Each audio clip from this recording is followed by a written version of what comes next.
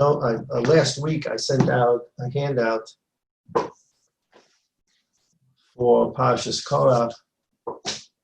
Hope you still have it available. And first, we're going to take a look at Pasuk in this week's Parsha. I wrote to Shmuel, I don't know if he had a chance to send it out, that today and for the upcoming weeks, Bezrat Hashem, Shavuos of the Tammuz, Tisha B'Av, the 3 weeks should become Yom Tovim with Bias Mashiach Tzidkenu. In the meantime, as we prepare for Bias Mashiach, we're going to take a look at the inyan of Eretz Yisrael, Beis Hamikdash, Aliyah to Eretz Yisrael, B'zman Hazeh. And this the idea of Eretz Yisrael, coming to Eretz Yisrael, occupies the Parshios. From Parshas Shalach, in fact, even before that, from Parshas Baloscha, if you watch carefully, Baloscha, Shalach, Korach, this week Chukas, the following Parshios, they're occupied with the idea of Eretz Yisrael. And so we'll talk about Eretz Yisrael, Aliyah to Eretz Yisrael, Beis Hamikdash. This week's Parsha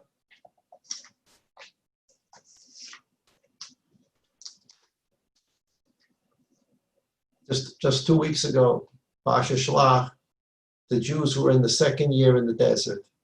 And the second year in the desert, they did the Chet HaMeraglim, and the Rebbeinu Shalom said, you're going to stay in the desert for 40 years. Now, the truth is, from the time of the Chet HaMeraglim until they entered Eretz Yisrael was only 38 years. The Rebbeinu Shalom did a chesed with Klal Yisrael and credited, quote unquote, what you would call in America, time served. Right? Sometimes a criminal is arrested and it takes him 2 years till he gets to trial for whatever reason. And the judge sentences him after the trial to 10 years in prison. And sometimes the judge will say, credit for time served, which means he was already in jail 2 years before the trial. So he has to stay only 8 more years. The Rebbeinu Shalom did a chesed with the Bnei Yisrael. He said, you're going to be in the midbar for 40 years. It doesn't mean 40 years from the Chet Meraglim. The Rebbeinu Shalom gave the Jews credit for time served. The amount of time that they were in the desert, even before the Chet Meraglim, got credited towards the 40 years. So in all, from the Chet Meraglim until they enter Eretz Yisrael, was 38 years. It was only 2 weeks ago, Parsha Shalach, now almost 3 weeks, that the Jews did the Chet HaMeraglim, which means 2-3 weeks ago, we were in year 2 in the desert. In this week's Parsha, after the Parsha of Parah Adumah, the Torah writes, HaKadosh Baruch Hu writes, Vayavo b'nei Yisrael perek chav pasuk aleph, Vayavo b'nei Yisrael kol ha'eda midbar tzin. Sounds superfluous. Vayavo b'nei Yisrael, the Jewish people came, kol ha'eda, the entire congregation, midbar tzin, to the desert of Tzin, b'chodesh harishon, in the first month, meaning Nisan. Vayeshev ha'am b'kadesh, the nation sat, they came to a stop in Kadesh. V'toma sham Miriam v'tikaver. And Miriam died and was buried there. Again, the first pasuk says that the Bnei Yisrael came to Midbar Tzin, and it emphasizes by Yevoyu Bnei Yisrael Kol Ha'ed. The entire congregation got to Midbar. It says Bnei Yisrael. Bnei Yisrael means a Bnei Yisrael. What are those 2 words, Kol Ha'ed? Rashi comments, Kol Ha'eda, Eda Hashlema. It was the complete congregation. Shekva Mesu Mesei Midbar Ve'elu Parshu L'chayim. The word Kol Ha'eda means this is the complete whole congregation. In other words, the 40 years are now over. Those who had to die because the Chet HaMeraglim, those who were over 20, died in the Midbar. Those who were over 20 at the Chet HaMeraglim died in the Midbar. It took 40 years, or 38. And it took until they all died. That was not the people who were coming into Eretz Yisrael. So the Torah now wants to tell us, Vayavo b'nei Yisrael kol ha'eda. These are the Jewish people that are a complete congregation. Because for the last 38 years, the Bnei Yisrael were not a complete congregation. Because for the last 38 years, every year, Jews would die until they all died out. And how did they die? They died every year. The Chazal tell us on Tisha B'Av. Because the Chet HaMeraglim happened, the Lashon Hara in Eretz Yisrael happened when? The night of Tisha B'Av. We have to remember that.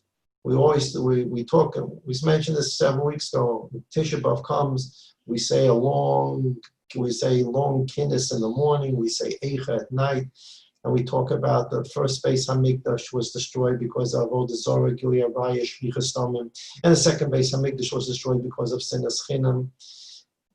And in all that discussion, we sometimes lose track that the day that we're fasting is Tisha B'Av. And the original root cause of Tisha B'Av is that the Meraglim said Lashon Hara on Eretz Yisrael on the night, on Ches B'Av, according to the Cheshbon, Tisha B'Av at night, the Jews were crying in their tents and saying, we don't want to go to Eretz Yisrael. And the Rebbeinu Shalom said, tonight is Tisha B'Av, and you're crying you don't want to go into Eretz Yisrael. You have no reason to cry now. I want to bring you into Eretz Yisrael. It's a beautiful, wonderful land. But you're crying you don't want to go in? This night of Tisha B'Av will be a night where you're going to cry when I chase you out of Eretz Yisrael.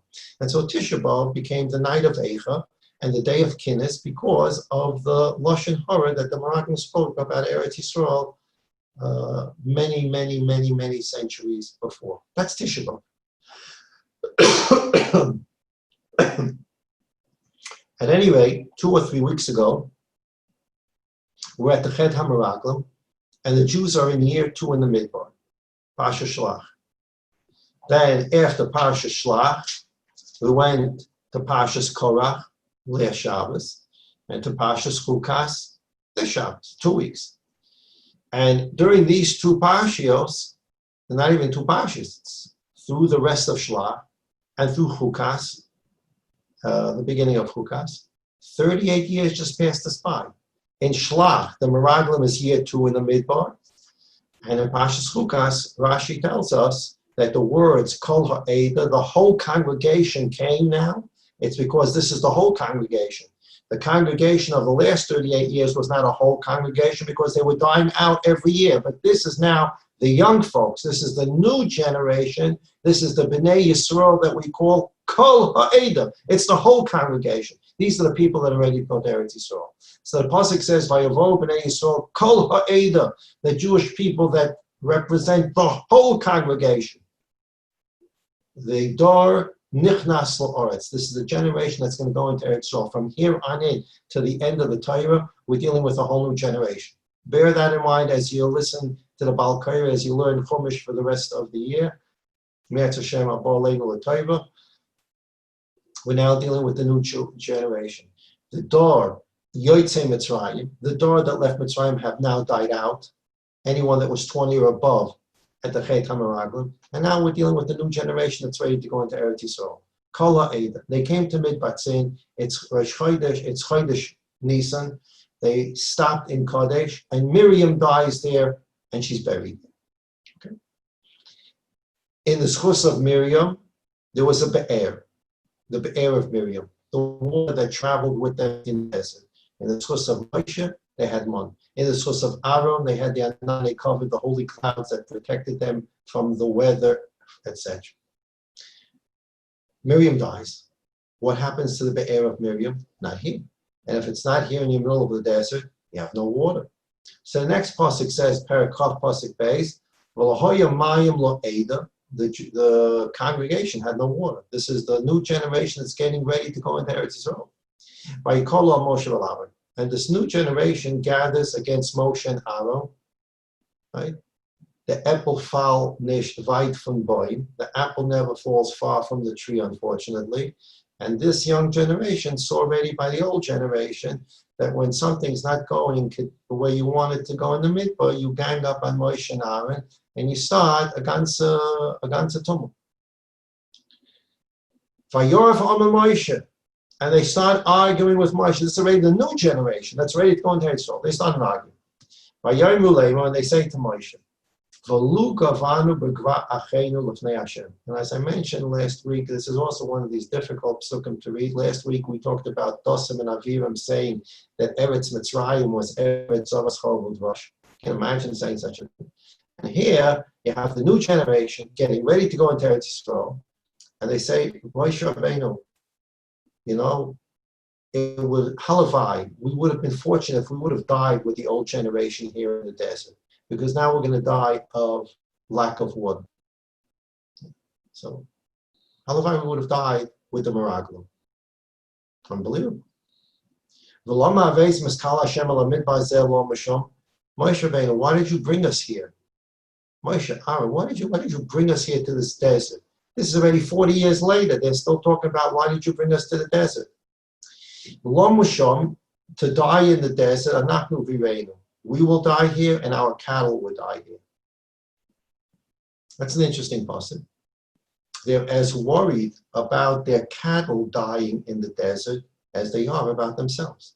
So it's not just what's going to happen to us, it's what's going to happen to the bank accounts, and what's going to happen to the parnasa, and what's going to happen to the house. What do I do with the house? What do I do with all my assets? What do I do? So they say, Moshe, how I would have died with the Meraglim. Better than having to die of thirst here in the desert. We're going to die, and the cattle are going to die. Why did you take us out of Mitzrayim? Here we go again. Why did you take us out of Mitzrayim? We would have rather have stayed in Mitzrayim. Why didn't you leave us in Auschwitz?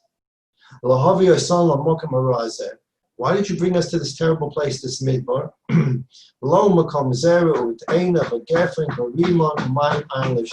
This is not the place that that you talked about, that you'll be able to plant. There would be grapes and pomegranates. There's no water. Moshe and Aaron went to the opening of the oil moed in the Mishkan. They fell on their faces, and the Shekhinah came down. Okay. And now we have what we all learned about in elementary school. And after that, the Rebbe Shalom tells Moshe Rabbeinu, take the stick and go talk to the rock. And Moshe Rabbeinu hits the rock with the stick. Whatever that Avera was, nothing is coincidental. The last thing we read in the Ramchal, but we said we'd explain it on Sunday.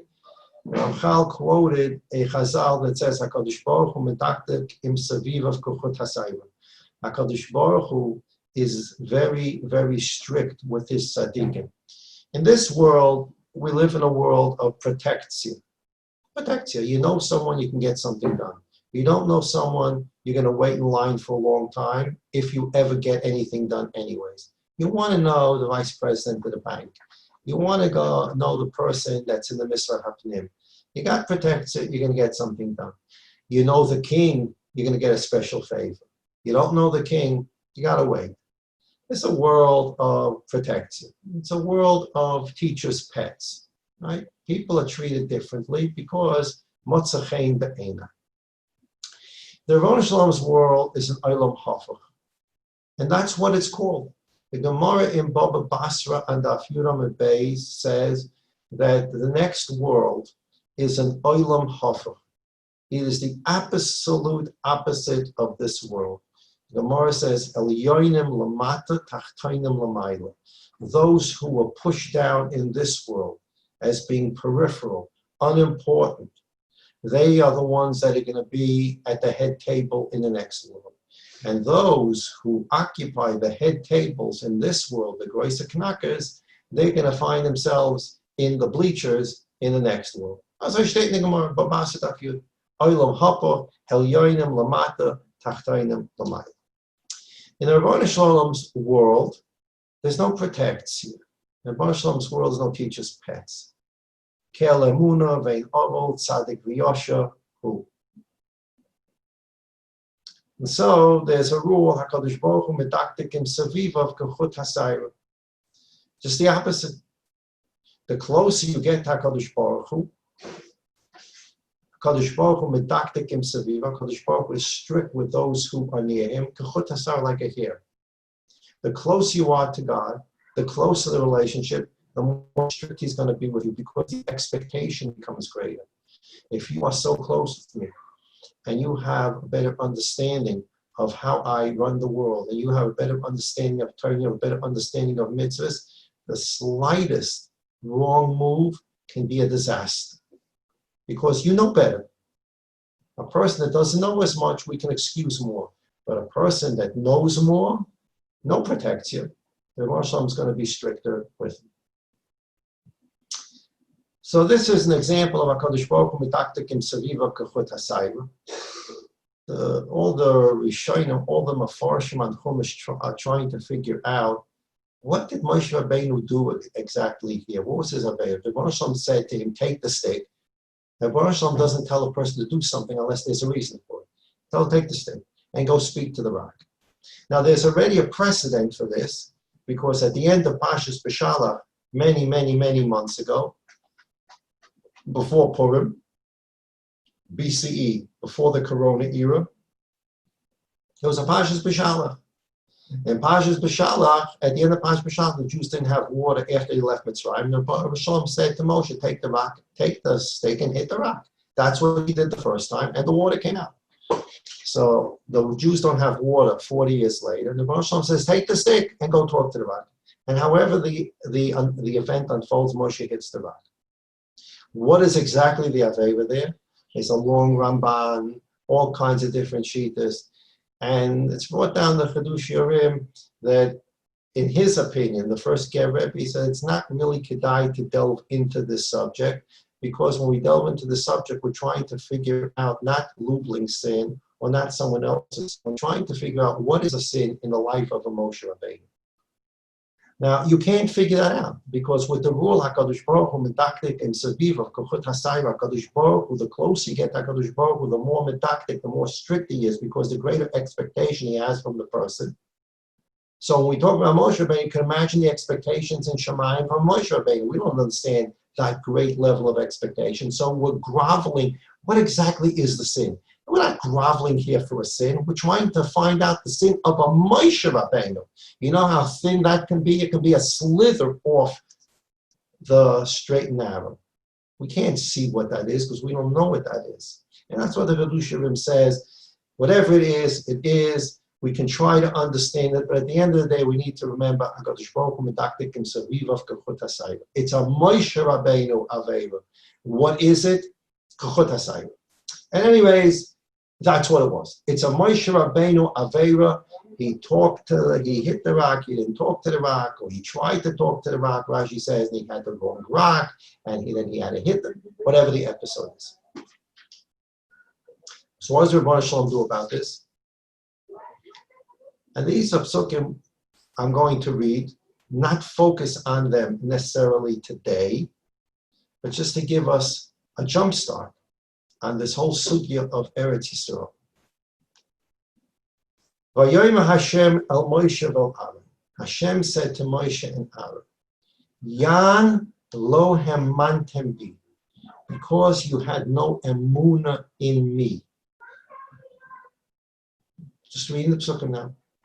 Bezrat Hashem, maybe next week, we'll take a look at a Maharal on this. Yan lo hemantem bi. Could you imagine the Rebbeinu Shalom saying to Moshe and Aaron, you lacked emuna? Lacked emuna, Moshe and Aaron? Yan lo hemantem bi. You didn't, your failure here is a failure, whether it's hit the rock, talk to the rock, whatever it is. The Rebbeinu Shalom goes to the source of the problem. The hitting, the talking, the this, the that, the that. I'm getting to the source here. The source here is Yan lo hemantem bi. You didn't have emuna in me. So you didn't have enough emuna in me to sanctify my name in front of the Jewish people.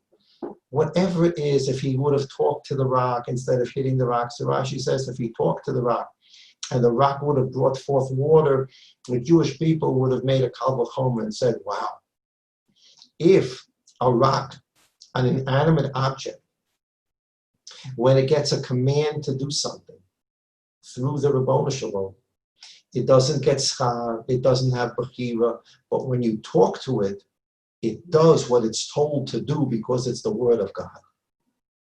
We are human beings. We are alive. We have bechira. Certainly, when we're instructed to do something, we must listen to God. And the Jews could have learned this kal v'chomer had Moshe talked to the rock and the rock brought forth water. But since he hit the rock and water came out, so they didn't learn that lesson. Okay, that's what Rashi says. That let's take Rashi. By hitting the rock and not talking to the rock, you lacked enough emunah to be able to sanctify me. Okay, that's the source of the Aveira. The Aveira has a fruit. The fruit is you hit the rock and didn't talk to the rock. But why did you hit the rock instead of talking to the rock as I told you to do? Because there's some kind of failure of emunah here that would have sanctified my name. Therefore, what is going to be the consequence of what you've done, Moshe and Aaron? Lo saviu es hakol hazeh el ha'oretz asher nasati lahem. Therefore, you will not have the privilege of bringing these people into Eretz Yisrael. Not only won't you have the privilege to lead the people into Eretz Yisrael, Moshe and Aaron could have still gone into Eretz Yisrael, and Moshe Rabbeinu pleaded for that. Let me go into Eretz Yisrael, and I won't lead them in. Let someone else lead them in, but just let me go. I can go in as a follower. I don't have to go in as a leader. The Rosh Hashanah said no to that as well. The Rosh Hashanah said, you're not going to lead these people into Eretz Yisrael. For what? What was the Aveira here? The Rosh Hashanah just said the Aveira is you didn't have enough emunah. It was a lack of emunah. And that lack of emunah resulted in your inability or your failure to sanctify me. And when HaKadosh Baruch Hu meets out a consequence, the consequence is justice. The consequence meets the Aveira. And when you lack emunah enough to sanctify me, the consequence is going to be you cannot come into Eretz Yisrael. That's an equation that the Torah, the Rosh Hashanah just made in this pasuk.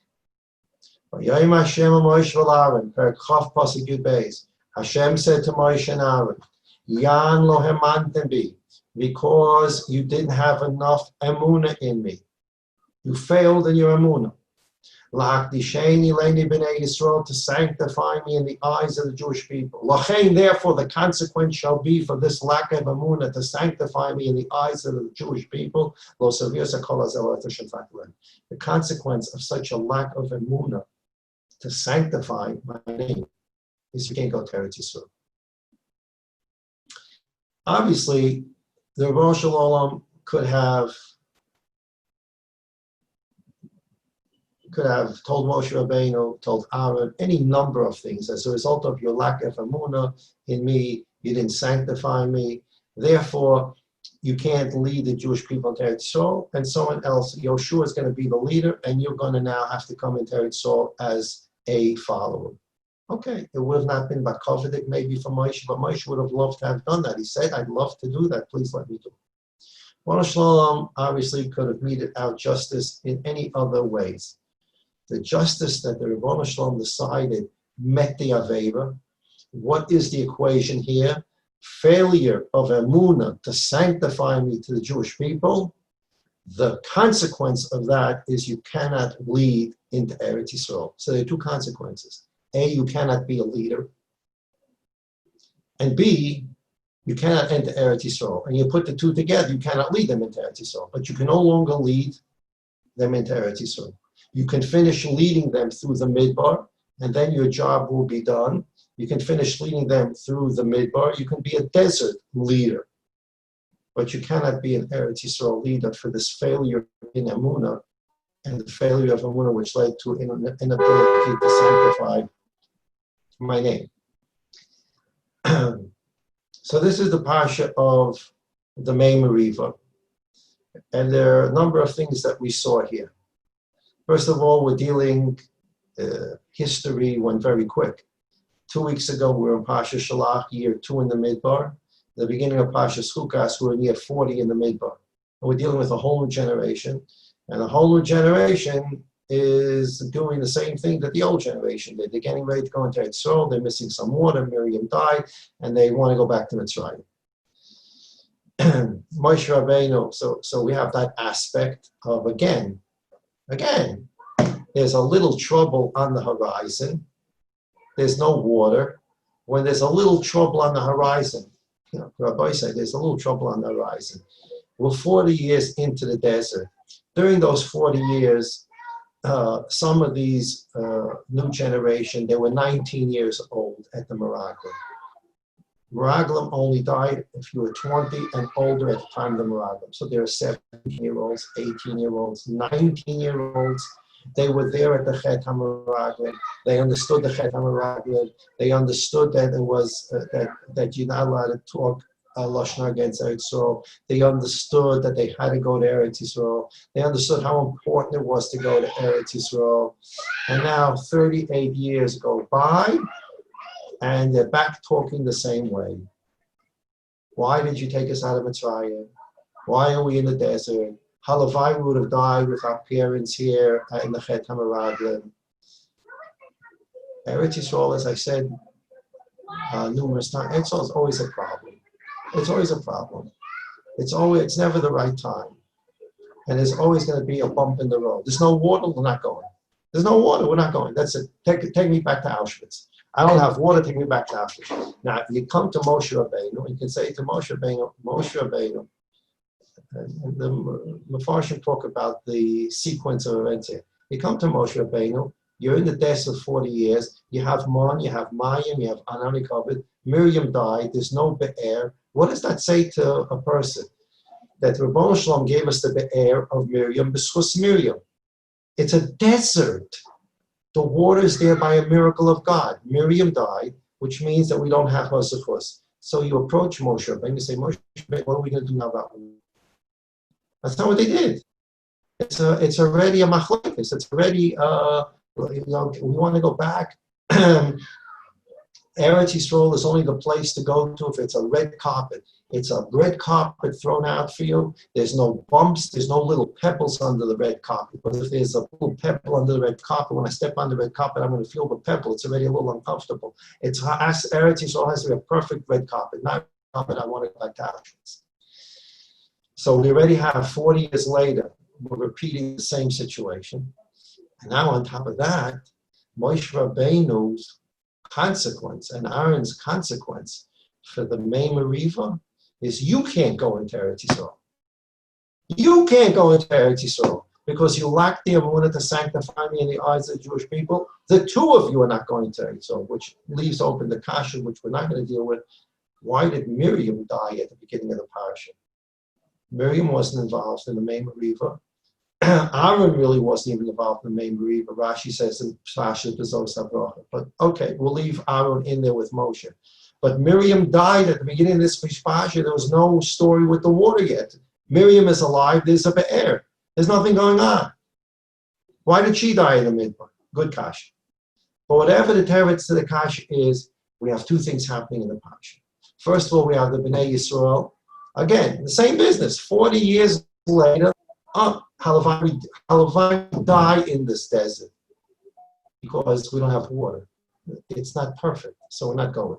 And the second thing is the unbelievable einish that Moshe Rabbeinu gets, which means that since the Ribbono Shel Olam is a kel emunah vein avot, everything is meted out perfectly because of a lack of emunah that results in because of a failure of emunah that results in an inability to sanctify God's name, you cannot go to Eretz Yisrael. The reverse is also going to be true. A person who shows emunah, and that emunah demonstrates his ability to sanctify God's name for the Jewish people, such people have the schus to come to Eretz Yisrael. From the onesh, Maisa, Mida Toiva Meruba Midas Karanis, the Gemara says. If you find a punishment, the flip side is reward, and the reward is going to be much greater than the punishment. So if the punishment is this unbelievable part, you imagine Moshe Rabbeinu, 40 years in the desert, he's taking care of these people who are constantly complaining and making problems for him, and he as a loving shepherd is taking care of them, and his dream is to go into Eretz Yisrael, and year 1, year 10, year 20, year 30, year 40, he's mamish on his way to Eretz Yisrael. Boom! At the last couple of months, the Rebbe Shalom says you can't go. You're not going in. Imagine the pain. The Rebbe Shalom couldn't find a different einish for Moshe Rabbeinu, let him go into Eretz Yisrael? No. Because the Rebbe Shalom is Kelamuna Ve'novel Tzadi V'Yashu, this is a perfectly measured, meted out punishment. You can't, if you fail in your Amunah, and you cannot sanctify me in public with the message, Yan lo amanta bilakisheni, leine b'nei Yisrael, the punishment for that Moshe Rabbeinu is even you, Moshe Rabbeinu. You can't go to Eretz Yisrael. And again, the flip side is, person that develops the Amunah, as difficult as that is, we'll take a look at the Maharal next week, person develops the Amunah, and he's so strong in his Amunah, that he's ready to sanctify God's name with the message of God. That's a source that brings a person to Eretz Yisrael. Everybody have a wonderful Shabbos. Those Yid that need refuah should have refuah. Those Yid need Yeshua should have Yeshua. Those Yid need Nechamas should have Nechamas. Yeshua's refuahs, Nechamas come from the Echad, Yachad, Miuchad, only from the Rebbeinu Shalom, who has many shluchim in the world, but those shluchim are only doing things that are willed by the Rebbeinu Shalom. For Shalema, to Nasan al-Ilam, Ben Shane and Zipporah, Tova Esther, Bas Leah Miriam, Yosef Chaim, Ben Shoshana Menucha, Shlomi Cheskel Baruch, Mivayni El Kapasia, Daniel Dov Ber, Ben Zelda Rivka, Nachum Elimelech, Ben Zahava Rivka, all the Chayle HaKorona, should all have before Shalem B'Sav Shachal Yisrael. Everybody have a healthy day. Bear in mind, as I keep on saying it because it's a Pikuach Nefesh. Bear in mind your age, your medical condition, so that you can decide where to go, when to go, how to go, only in the safest way. And everybody, again, have a wonderful Shabbos Kite.